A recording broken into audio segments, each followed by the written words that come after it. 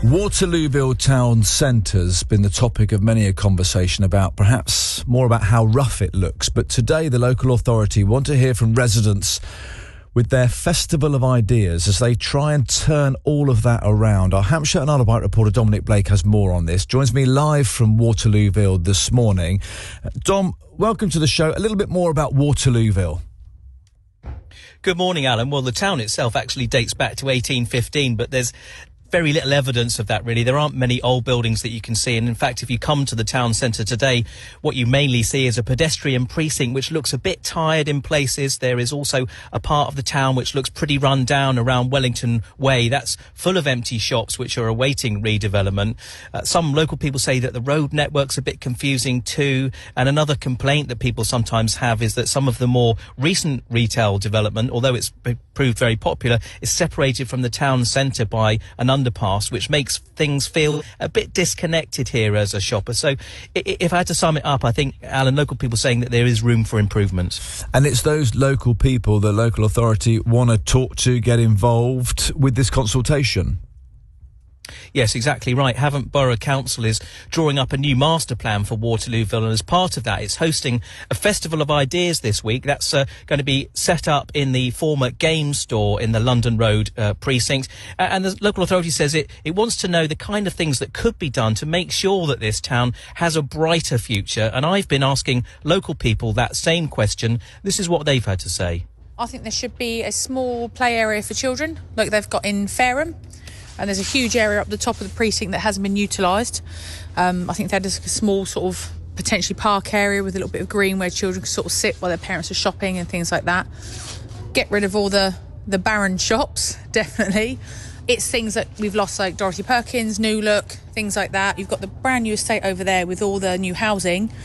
There's a lot of new people over this way, and it's basically charity shops, cafes and betting shops. What would you say?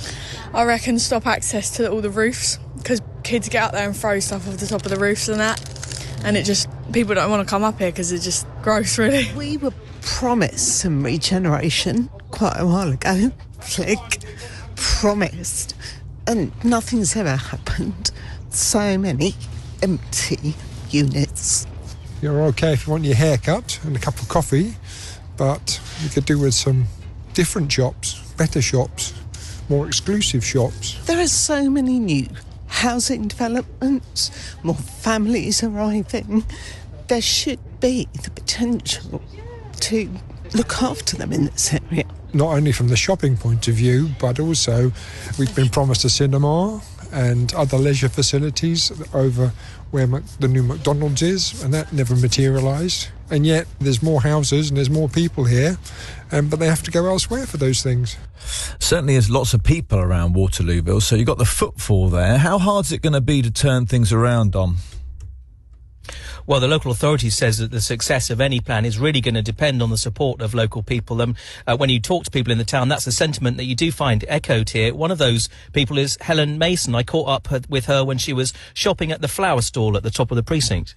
I think it's a shame that we had shops and we had footfall, but then people shopped online, so we lost all the shops, and now people are complaining. So if we got them back, people need to support the local businesses.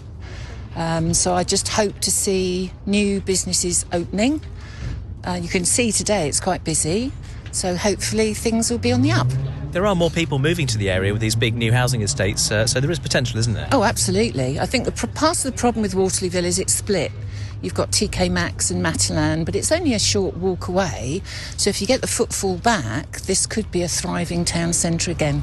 But we need to support Waterlooville, the people, not just blame the councils. It's down to us. Listening to that is Alex Rennie, leader of Havant Borough Council. A little bit there, Alex, would you say, of people kind of echoing a thought of, I've heard this all before. How is this different? Look, we all know Waterlooville faces its challenges and because of the changing nature of the high street. But as a council, we are, I think, for the first time, certainly in a very long time as far as I'm concerned, we're actually pulling forward a real strong plan for how to get Waterlooville Town Centre working for a 21st century high street. That's the challenge, isn't it? Because, Alex, no one's naive enough to think, if just because people say, oh, let's have more independent traders, that can mean things are more expensive because they can't make things or get things at the same volume level that the likes of Amazon can. So it's a tough ask to keep people pouring into a local high street. Yeah, and I think that the last resident you spoke to really summed that up, actually, about residents need to get behind this. They need to be coming to support the shops that are here, but also having things that you can't get online on the high street. So, for instance, if you've got leisure facilities, if you've got amenities, that also is really important for a thriving market town in the modern day. So that's partly what we're trying to get from residents as part of the discussion. What would you come and use? What would you come and enjoy in Waterlooville High Street? I mean, I'm not a local from Waterlooville. I've been there many times. One of the challenges I'm imagining as well is when you come from outside of Waterlooville, it can be really complicated to try and work out what the heck's going on. You're in a big industrial estate, big brands there, but it's very hard to work out how you could get to the high street. Local people might know, but if you're new to the area, there's no chance you're going to work that out. Exactly. I think one of the things we're looking at through this master plan as well is how do you get the flow working? How do you get people moving from... Actually, if you go down to the retail park and you go and see those cars that are parked there, there's a huge number of cars parked in that retail park. Yet, if you go and stand by the underpass, well, nobody's making that walk through. There are some signs there, but as you say, not particularly brilliantly signposted perhaps. But how do you get that flow of people from a very busy retail park into a town centre, making the two areas work together and talk to each other? Actually, that's really part of the plan of what we're trying to deliver. So it's, the master plan itself is, while yes, we're looking at the future, what can be delivered in regeneration, what can be the leisure facilities, but actually there can be some very small wins there that actually could also make a huge difference. And these are exactly the things we want to talk to residents about. Let's finish on that then, Alex. The best way for everyone in Waterlooville to get involved in the festival ideas, where should they jump online to? Where should they visit?